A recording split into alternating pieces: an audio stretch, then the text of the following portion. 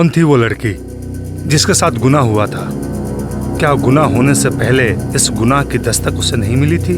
जरूर मिली होगी। मेरे इतने साल के पुलिस डिपार्टमेंट के तजुर्बे से कहता हूँ, हर जुर्म होने से पहले दस्तक जरूर देता है। नमस्कार, मैं सीनियर इंस्पेक्टर सुनील केलकर। आज मैं आपके सामने जो केस ला रहा हूँ एक अजीबोगरीब केस है।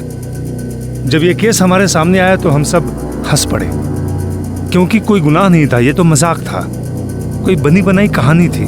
लेकिन जैसे जैसे इस केस के तह तक हम पहुंच गए, वैसे वैसे अलग अलग पहलू हमारे सामने आ गए जो कि चौंका देने वाले थे।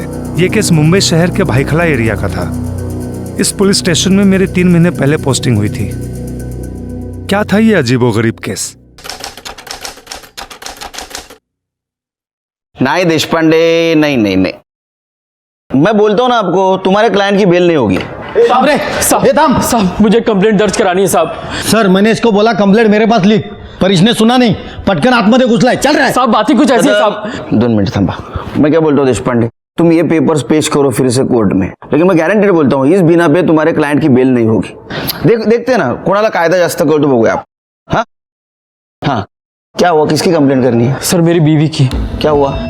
सर धोखा हुआ है। भाग गई? नहीं साहब। तुम्हारे चेहरे पे क्या हुआ है, सब सूजा क्यों है? मारा उसने?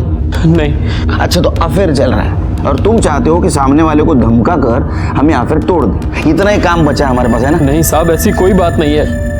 दहेज वहेज का चक्कर है क्या? नहीं साहब। आता तू सांग काय मॅटर है? साहब मेरी बीवी मर्द है साहब।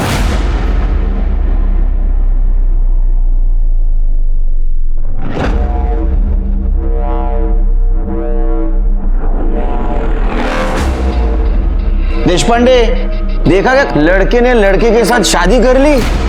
अरे बाबा, लड़के ने लड़के के साथ शादी करना हमारे देश में गुनाह है, क्राइम, क्राइम, मालूम है ना? साहब वो बात नहीं है साहब। साहब मेरी बीवी ऊपर से औरत है। एक गांजा वांजा मार के आया क्या तू? कुछ भी बोले जा रहा। चल तेरा मेडिकल करवाता हूँ। साहब मैं सच कह रहा हूँ, मेरा यकीन मानिए। सर इसका दिमाग खराब हो गया है, कुछ भी बोल रहा है। चल चल मोरे मोरे मोरे मोरे लो, और ऑडियंस भी आ गई, अब इनको भी समझाओ। बताओ, एक काम करो, बैठो इधर, बैठो बैठो। नाम क्या है बाबा तुम्हारा? साहब रेहान खान। रेहान खान। अच्छा रेहान खान, तुम्हारी शादी मतलब तुम्हारा निकाह कैसे हुआ? अरेंज मैरिज या लव मैरिज? साहब लव मैरिज। लव मैरिज है तो तुम्हें शादी के पहले पता नहीं चला वो औरत है या मर्द है? साहब मैंने आपसे बताया ना, वो ऊपर से औरत है साहब। अरे तुम्हारा शादी के पहले कुछ हुआ नहीं क्या? मतलब जो होने से पता चलता है क्या क्या नहीं वो? नहीं साहब, मैंने कुछ नहीं किया। कुछ नहीं? तुम्हारा अफेयर कितने साल था? साहब 1 साल। मतलब 1 साल तूने सिर्फ घुमाया, कुछ किया नहीं? हाँ साहब वो बात नहीं है साहब, हाथ वाथ पकड़ने देती थी पर उससे ज्यादा कुछ नहीं। मोरे, मुझे लगता है या तो बहुत भोला है या तो बहुत शातिर दे। तूने बीवी का मर्डर तो नहीं किया? अरे नहीं साहब, मैंने ऐसा कुछ नहीं किया। हाँ ठीक है। नाम क्या है उसका? सर उज़्मा सैयद। हाँ साहब। दिखाओ।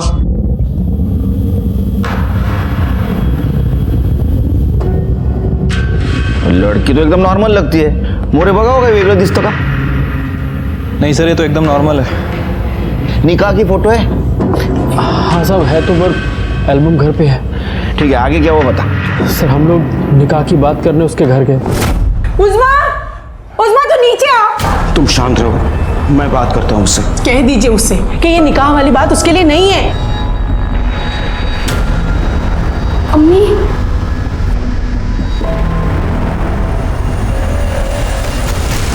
बेटा तुम जानते हो तुम ये क्या करने जा रही हो?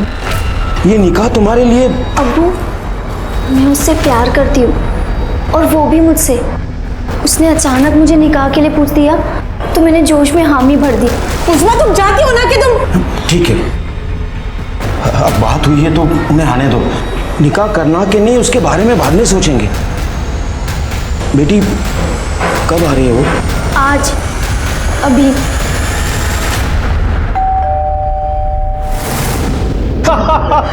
क्या बात कही है भाईजान, वाह वाह माशाल्लाह। भाईजान हमें तो हमारे बेटे की पसंद बहुत जच गई। क्यों बेगम, सही कहा हमने? सच कहूं भाईजान, पहले मैं थोड़ी नाराज थी, पर इसे देखा मेरी सारी नाराजगी दूर हो गई। सही कहा बेगम आपने।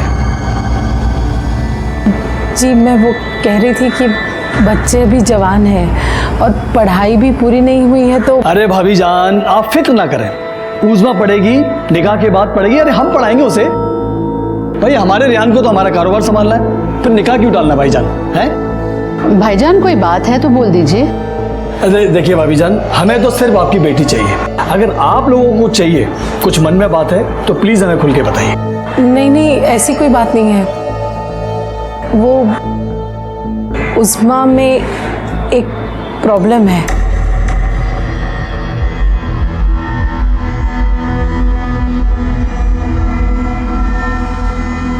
क्या? आप बताएंगे या मैं बताऊं? तुम बोलो। वो उस्मा कभी मां नहीं बन सकती। क्या? कोई एक्सीडेंट वगैरह हुआ था क्या? नहीं नहीं, वो तो बचपन से ही। देखिए, हमने आपको सब खरी खरी बता दी है, अब आप लोग ही सोच के बता दीजिए। कोई बात नहीं, इसमें सोचने वाली क्या बात है। अल्लाह जानता है कि हमारा प्यार कितना पाक है, वही कोई रास्ता दिखाएगा। और वैसे भी आजकल इन चीज़ों के लिए बहुत सारे ट्रीटमेंट्स आ गए हैं, कोई ना कोई हल ज़रूर निकल आएगा। मैं ठीक कह रहा हूँ ना अब्बू? हाँ हाँ बेटा, आपने एकदम सही कहा। कमाल की लव स्टोरी थी रेहान की। कॉलेज से शुरू हुई लव स्टोरी निकाह तक आ पहुंची। अब तक उज़मा और रेहान के लव स्टोरी में कोई प्रॉब्लम नहीं था, मतलब गुनाह की कोई दस्तक नहीं हुई थी। दस्तक इसके बाद हुई, और वो दस्तक किसके खिलाफ होने वाले गुनाह की थी उनके समझ में नहीं आया और बात आगे बढ़ी। अरे शादी होने के बाद तो कुछ हुआ होगा ना तुम्हारे बीच में? हुआ था। हाँ, तो फिर उस वक्त पता नहीं चला वो औरत नहीं है? साहब, जो कुछ भी हुआ था सब ऊपर से हुआ था साहब। तुम्हारी शादी कहाँ हुई? साहब, कब्रिस्तान में। क्या? कब्रिस्तान में? सर ये कोई ब्लैक मैजिक वाला चक्कर लगता है मेरे को। अरे नहीं साहब, कोई ब्लैक मैजिक वाला चक्कर नहीं है। वो हमारा निकाह ऐन मौके पर तय हुआ, तो अचानक से कोई हॉल मिल नहीं रहा था, इसलिए हमने कब्रिस्तान के हॉल में ही निकाह कर लिया। अच्छा, हनीमून पे तो गए होगे? हाँ साहब। फिर हनीमून पे तो पता चला होगा? नहीं साहब, तब भी पता नहीं चला। अरे हनीमून पे कैसा नहीं पता चला? हनीमून पे तो 100% पता चलना चाहिए ना। माशाअल्लाह, सनसेट पॉइंट से सूरज को डूबता हुआ देखना मतलब खुदा के करिश्मे को करीब से देखने जैसा लगता है। मैं तो सनसेट दिख ही नहीं रहा था, मैं तो खुदा के इस करिश्मे को देख रहा था। अच्छा सुनो, मैं फ्रेश होकर आता हूँ। आज हमारी पहली रात है और आज मैं तुम्हें वो प्यार दूंगा। अरे जाओ भी, अभी बातें ही करते रहोगे। मैं बस 5 मिनट में आया। Get ready. ओके।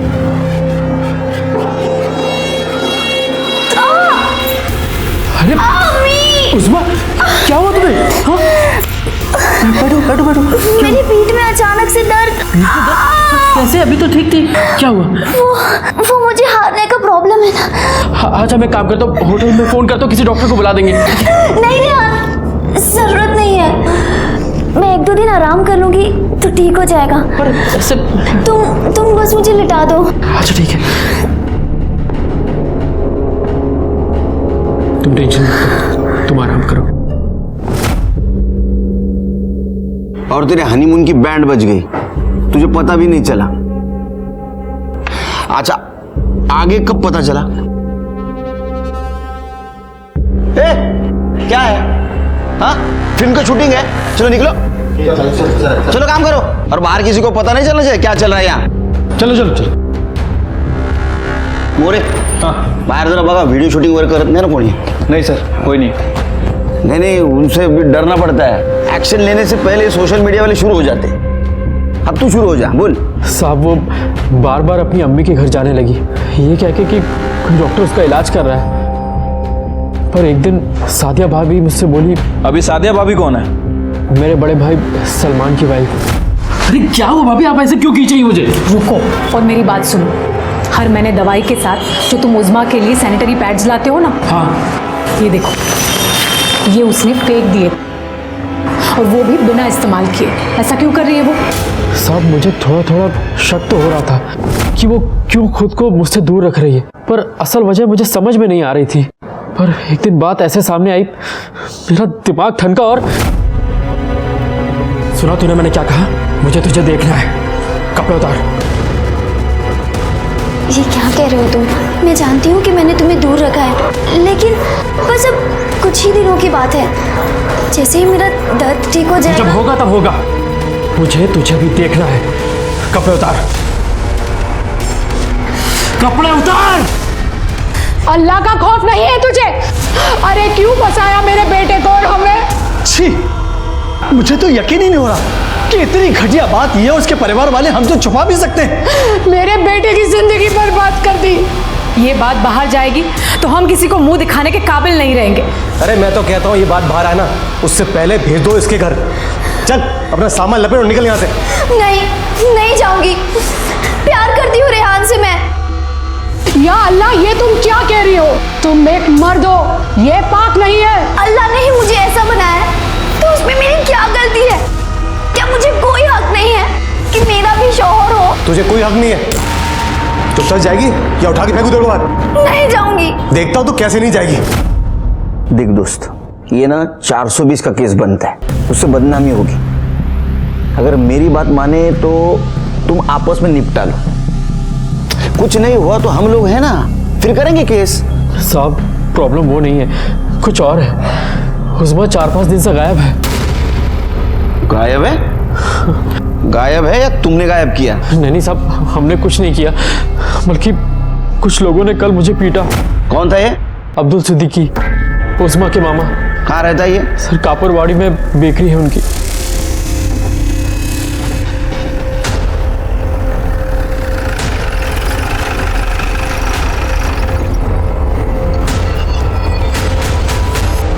जल्दी आप साफी मार, जल्दी मार बेटा। अब्दुल सिद्दीकी तू ही है? भैया मैं ही अब्दुल सिद्दीकी। रेहान खान को क्यों पिटवाया तूने? क्या बात हुई सर? कमाल है, खुद धोखा देते हो, खुद पिटवाते हो। हमने किसी को धोखा नहीं दिया सर, जो सही है वो बताया था पहले ही। क्या कि वो माँ नहीं बन सकती, तब उनकी वजह समझ नहीं आई। मना करने के बावजूद निकाह किया, वो भी जल्दी जल्दी में। हाँ, उज़्मा को प्रॉब्लम था कि है, और उसकी वजह से उसको जानवरों की तरह पीटने का लाइसेंस नहीं मिल जाता उनको। किसने मारा था? तो सलमान ने बेल्ट से मारा।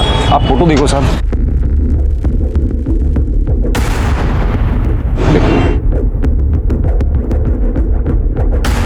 अब कहाँ है उज़्मा? वो मार खा के घर को आई, मैंने बोला इधर ही रुको।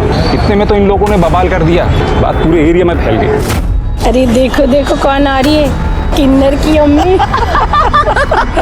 अरे नाजिया, तुमने तो एक तीर से 2 निशाने लगा दिए, बेटा भी मिल गया और बेटी भी।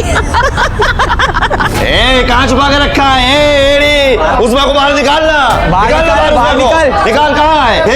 वो लड़की नहीं। मेरी आप को कोई कुछ नहीं बोलेगा। मेरी तो आइटम है, आइटम।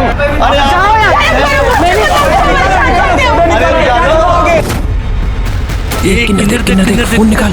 एक किन्नर। अब्बू, अब्बू, भागो यहाँ से।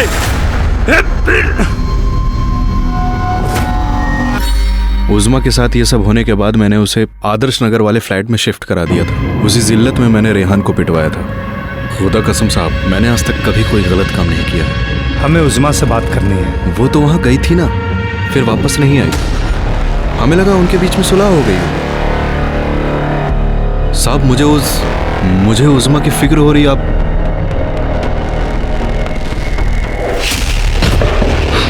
सावंत मॅडम, तुमचे हात दुखेपर्यंत हाणाय आला।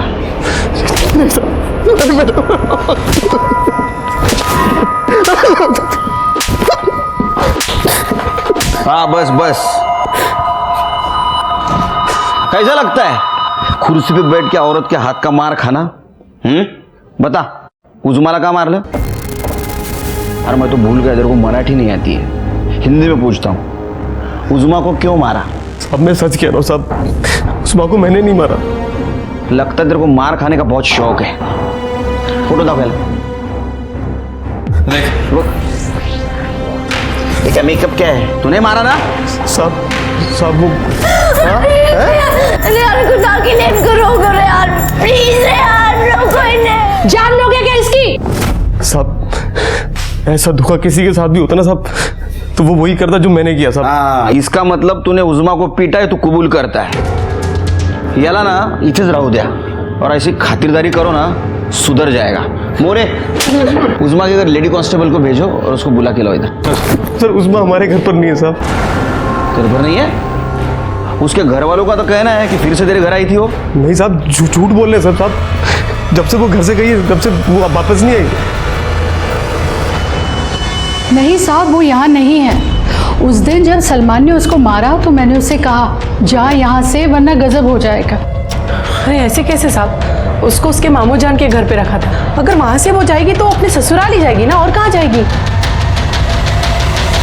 उज़मा ना तो उसके माँ बाप के घर थी ना तो रेहान के। गई कहाँ?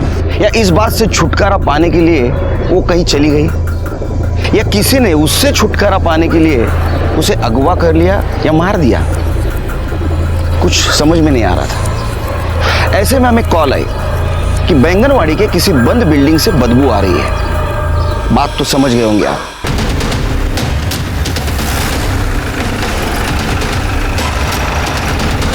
जब वहां हम गए तो हमें उज़मा की सड़ी हुई लाश वहां मिली। और ताज्जुब की बात तो यह है कि उसका निचला हिस्सा जलाया गया था।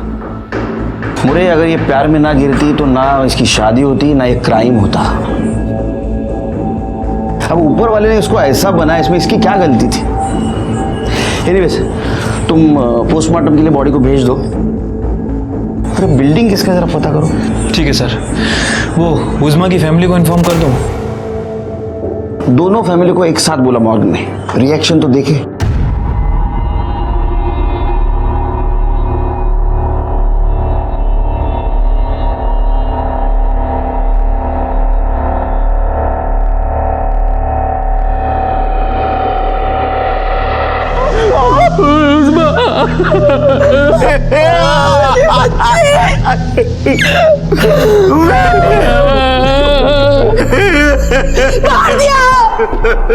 मार दिया तुम लोगों ने मेरी बेटी को।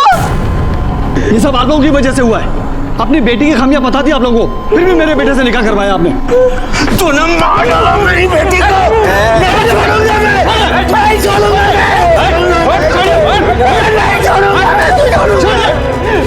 अरे जहन्नम में भी जगह नहीं मिलेगी आप लोगों को। मार दिया मेरी बच्ची को।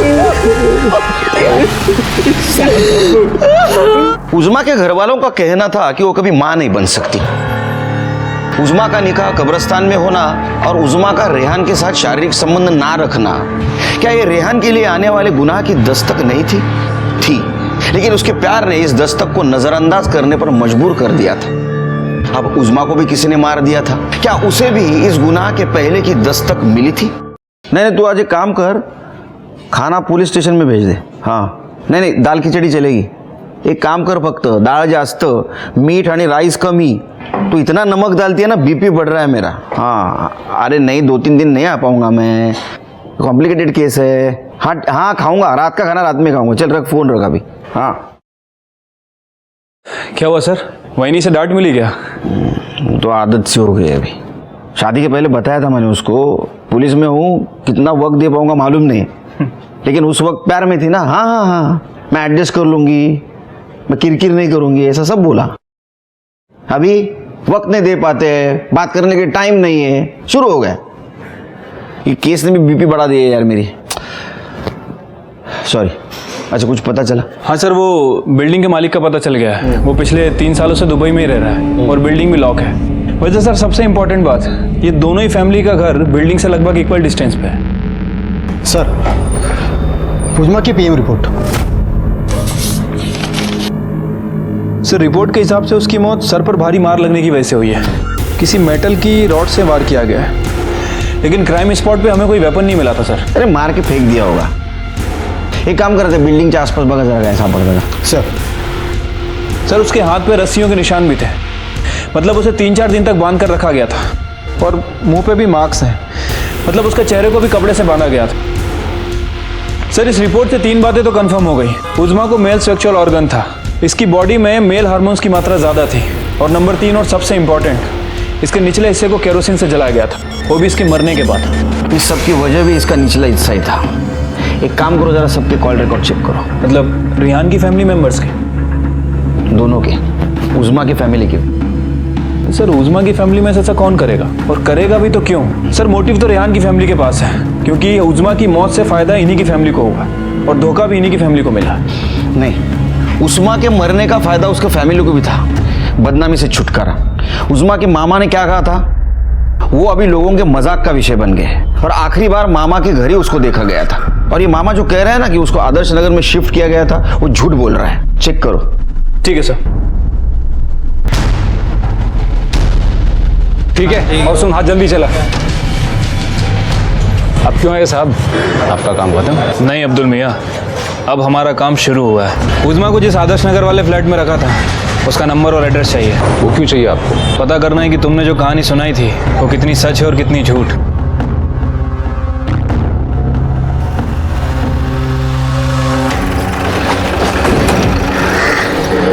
तुम वॉचमैन हो इस बिल्डिंग के? हाँ साहब। इस बिल्डिंग में जो 401 नंबर फ्लैट है वो किसके नाम पर है? वो एक बेकरी वाले का है साहब, अब्दुल भाई नाम है। अब्दुल भाई? जी साहब। ये लड़की आई थी क्या इस फ्लैट में? हाँ साहब, इस लड़की को देखा तो है, 1-2 दिन के लिए थी यहाँ पे।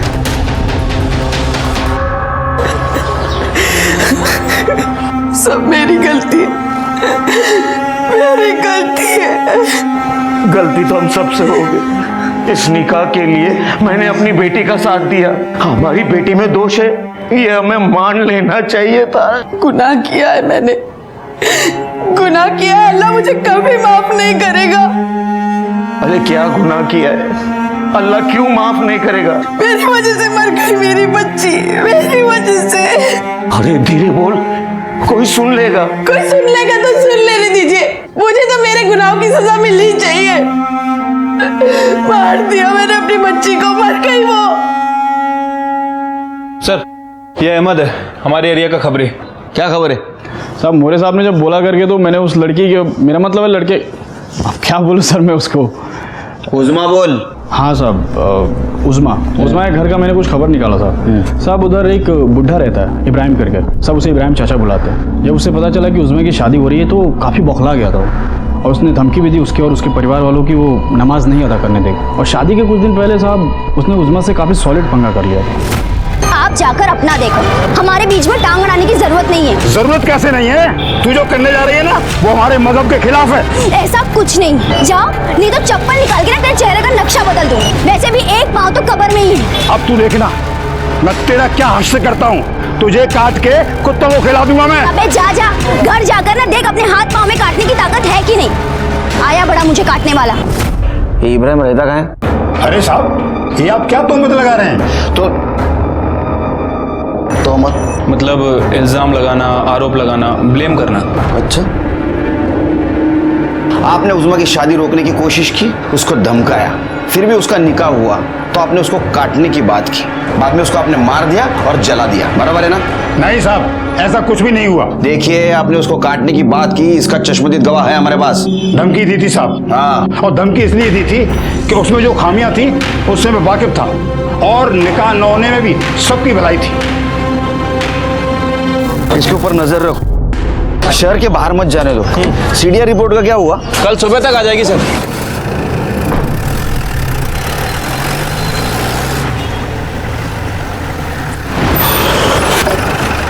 सर सभी के कॉल रिकॉर्ड आ गए। अच्छा, सलमान कहाँ था मर्डर के दिन? सर सलमान की लोकेशन उसके घर और दुकान के आसपास की थी, लेकिन सर गेस कीजिए रेहान कहाँ पे होगा उस समय? कौन बनेगा करोड़पति खेल रहे हो? नहीं सर, मतलब 4 ऑप्शन दो। मत दो, मैं जवाब देता हूँ। बैंगनवाड़ी में जहाँ उज़्मा की लाश मिली थी, जवाब सही है? हाँ सर। अब 1 करोड़ मत दो, उसको लेके आओ। कदम चल चल चल। हॉर्न बजा, हॉर्न बजा।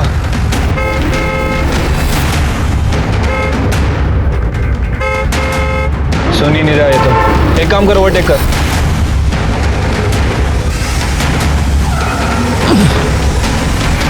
जिस दिन बैंगनवाड़ी में उज़मा का खून हुआ उस दिन तेरा मोबाइल लोकेशन दिखाता है तू वहां बैंगनवाड़ी में था। अब बैंगनवाड़ी में ना तो तेरा घर है ना तो तेरे काम का ठिकाना, तो 1 + 1 = बैंगनवाड़ी में तो उज़मा का खून करने गया था। नहीं साहब, मेरा यकीन मानिए, मैं वहाँ किसी का खून करने नहीं गया था। सब कर रहे रे, किस लिए गया था फिर उधर? हाँ साहब, मैं वहाँ जीनत का पीछा करते हुए गया था। अरे भाई, जीनत कौन है? साहब, वो उज़मा की पार्टनर थी। मतलब दोनों का चक्कर था? तेरे को कैसे पता चला रे?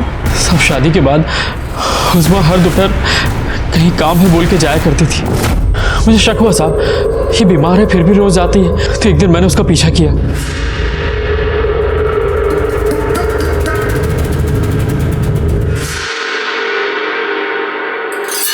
साहब, मुझे वो सब गड़बड़ लगा, इसलिए उसी रात मैंने उज़मा से पूछा कि आखिर वो लड़की थी कौन। वो जीनत थी, मेरे घर पे बचपन में जो काम करने आती थी ना, जायदा, उसकी बेटी। उसके कॉलेज के पैसे मैं ही देती हूँ, इसीलिए गई थी। क्या है ना, बेचारी बहुत गरीब है, मदद करना तो फर्ज बनता है ना। साहब, उस वक्त तो मुझे उसकी सारी बात सही लगी। तब तक प्यार का बुखार नहीं ना उतरा था। गड़बड़ कब लगा? सर, 4 जुलाई को जब जीनत हमारे घर आई।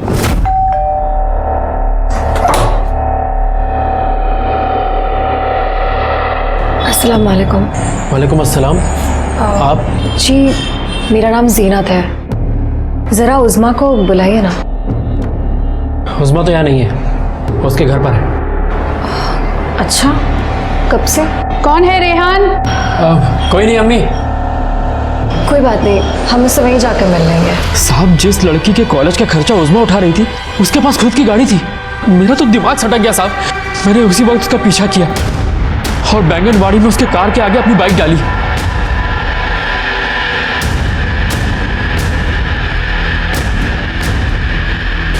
क्या बदतमीजी है ये? बदतमीजी है ये? पहले तो ये बता, तेरा और उज़मा का क्या रिश्ता है? दोस्त है हम। दोस्त है? और वो तो कहती तू उसकी पुरानी नौकरानी की बेटी है। हाँ, और तेरे कॉलेज के पैसे भी वही देती है? पैसे वो देती है, लेकिन उसके लिए नहीं।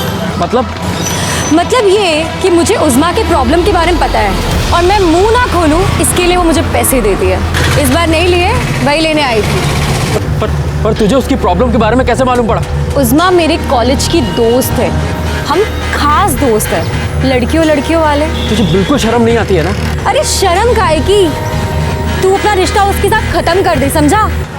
उज़मा मेरी है। मतलब उस बेचारे के उस हालात का भी कोई फायदा उठा रहा था? ये जीनत कहाँ मिलेगी इस वक्त? साहब, उसका ठिकाने का तो मुझे नहीं मालूम। उसकी कार का तो नंबर याद होगा? हाँ साहब, उस दिन पीछा करते वक्त मैंने उसकी कार की फोटो खींची थी। ठीक है, ये देखिए साहब।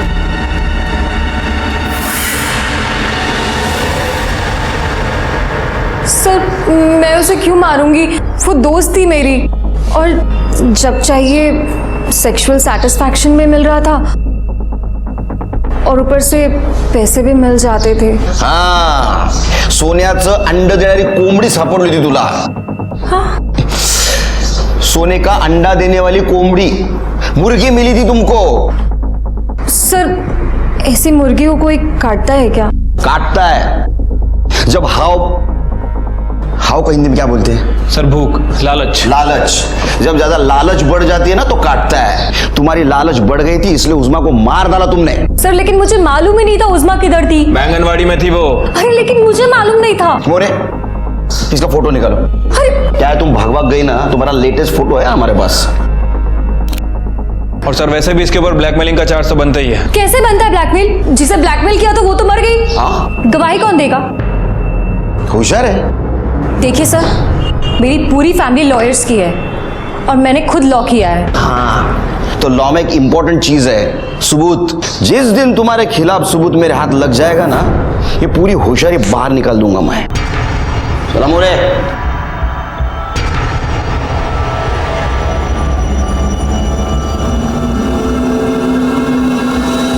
हेलो। आई शपथ बोलता हूं, किसी पुलिस वाले के पास ऐसा केस नहीं आया होगा। रेहान, सलमान, जीनत सबके पास मर्डर का मोटिव था, लेकिन किसी के खिलाफ हमारे पास सबूत नहीं था। उस वक्त इस व्हाइट बोर्ड को मैं घंटों देखते बैठा और सोचता कि इनमें से ही किसी ने उज़्मा को मारा है, लेकिन कौन है? कोई कल्प्रिट नजर नहीं आ रहा था। मेरा असिस्टेंट मोरे, उसके पास मैंने केरोसिन का एंगल भी निकाला, लेकिन सब मिडिल क्लास लोग थे, और मिडिल क्लास लोग तो केरोसिन यूज नहीं करते। फिर कौन करता है? सर, एक बात तो कंफर्म है कि केरोसिन यूज किया है, लेकिन प्रॉब्लम यह है कि इनमें से कोई भी केरोसिन यूज नहीं करता, सभी गैस कनेक्शन वाले हैं। गैस खत्म हो गई तो? सर, गैस खत्म कहाँ होती है, क्योंकि ये लोग गैस पाइपलाइन का यूज करते हैं, और जिस बिल्डिंग में ये लोग रहते हैं वहाँ सभी जगह गैस की पाइपलाइन लगी हुई है, रियान के घर भी और ये जीनत के घर भी। नहीं, लेकिन मोरे, उज़्मा के निचले वाले हिस्से को जलाने के लिए कल्प्रिट ने केरोसिन कहाँ से लाया? मुझे अभी भी लगता है कि ये कांड उज़्मा की फैमिली ने किया है। और सर, मुझे लगता है कि ये कांड रिहान या उसकी फैमिली में से किसी ने किया है, क्योंकि उज़्मा को उसके मामा के घर रखा गया था और वहां से वो निकलकर रिहान के घर चली गई। और अभी तक हमें जो इन्फॉर्मेशन मिली है सर, ये बात तो कंफर्म है कि उज़्मा को फिजिकल प्रॉब्लम होने के बाद भी वो रिहान से प्यार करती थी। ये बात सही है। हाँ सर, हो सकता है कि वो रिहान के पास वापस गई हो, उसे अपनाने की रिक्वेस्ट की हो, बातों बातों में उनकी बात बिगड़ गई हो, फिर रिहान या सलमान उनमें से कोई उसे बिल्डिंग के पास ले गया हो, उनका झगड़ा हुआ हो, उनमें से किसी एक ने या फिर दोनों ने उज़्मा को मार दिया हो और फिर उसके निचले हिस्से को जला दिया। मोरे यार, घूम फिर के वहीं आ रहे यार हम लोग। जिसके घर में गैस है वो केरोसिन क्यों यूज करेगा?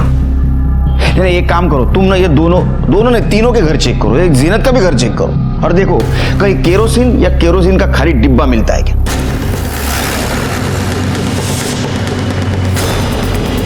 साहब, हमारे यहाँ कुछ नहीं मिलेगा, वहां जाके ढूंढो, उन्होंने मारा है उज़्मा को, उसका कातिल वहीं मिलेगा। चुप रहिए, चलिए साइड होइए। साहब, कदम साहब, अंदर चलो। लेकिन साहब, आप लोग क्या देख रहे हैं साहब? दूसरे कमरे में देखो। सब खाली बोतल है साहब पानी की। साहब, आप क्या ढूंढ रहे हैं?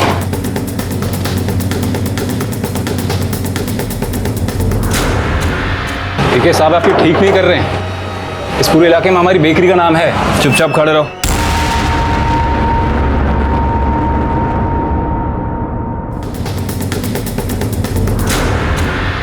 सर,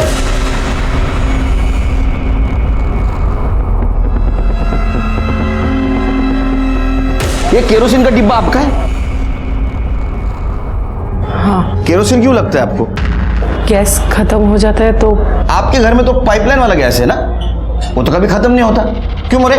हाँ सर। ज्यादा खाना पकाना होता है तो इसे ही इस्तेमाल करते हैं। अरे हाँ, ऐसा हो सकता है, ऐसा हो सकता है। तो फिर वो स्टोव कहाँ है?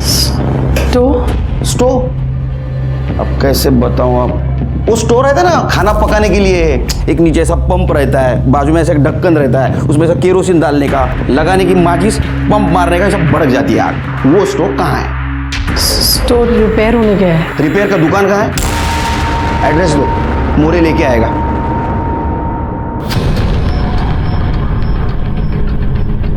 क्या हुआ? केरोसिन खत्म हो जाने के बाद स्टोव जैसा बंद हो जाता है, वैसे आपकी बोलती क्यों बंद हो गई?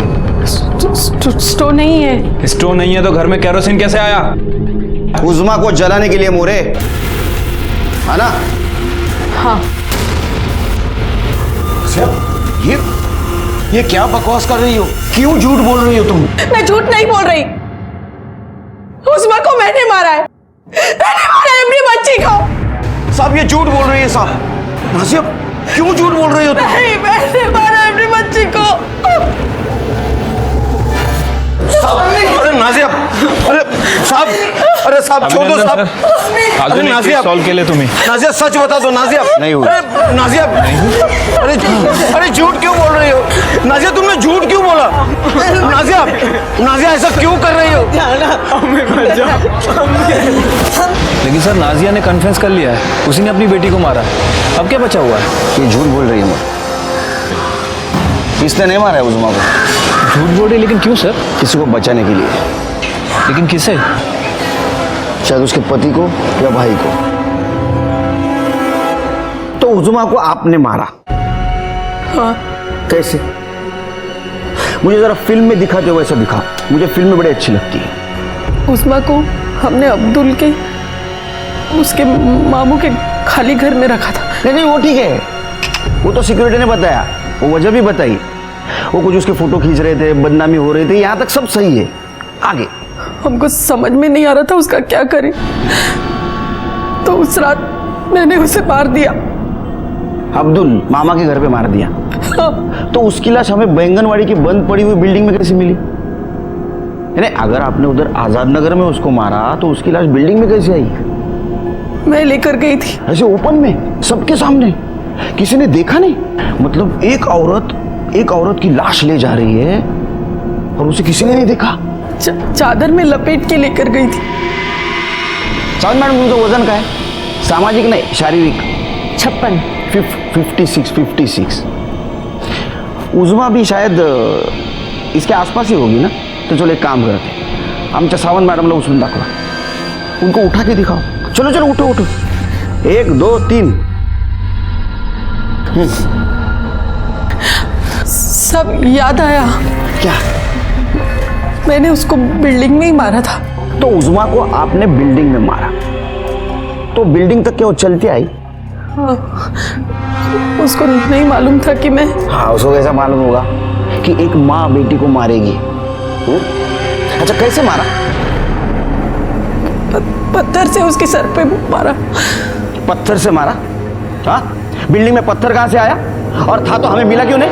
और जो केरोसिन जिससे जलाया था, वो केरोसिन क्या रात में राशन की दुकान से लिया था?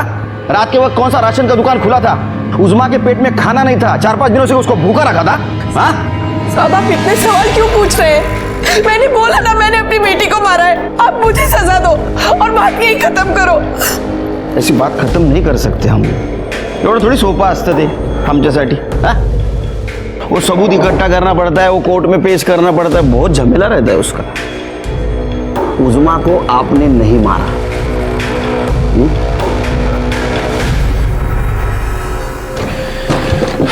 सर आप सही कह रहे थे, ये नाजिया झूठ बोल रही है। नहीं, झूठ तो बोल रही है, लेकिन किससे बचाने के लिए?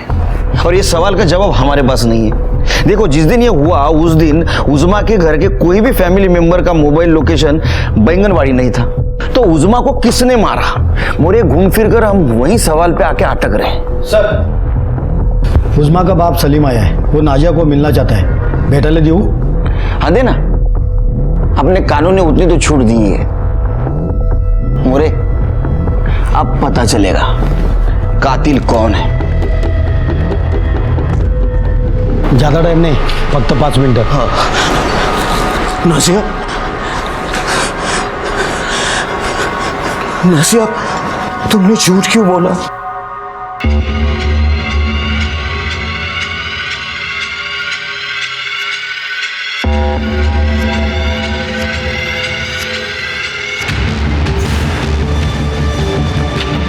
त्याच्या मागे जा, बघ कुठे जातो आणि काय करतो। सर,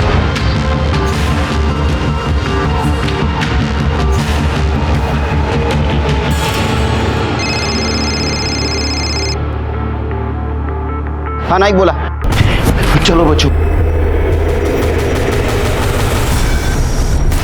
अरे कहाँ चले सलीम मियाँ? जी वो मैं मोरे बैग चेक कर।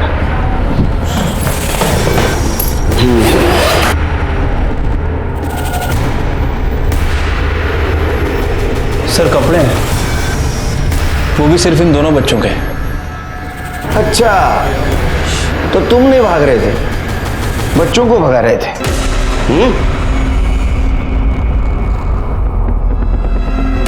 हाँ मैंने झूठ बोला, अपने बच्चों को बचाने के लिए मैंने झूठ बोला।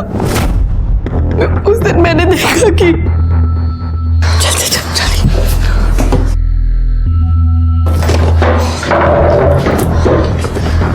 क्या कर रहे हो? कुछ नहीं अम्मी। और ये घासलेट का खाली कैन कहाँ से आया? वो मम्मी स्कूल का प्रोजेक्ट था। ये स्कूल वाले भी ना जाने क्या क्या करवाते हैं।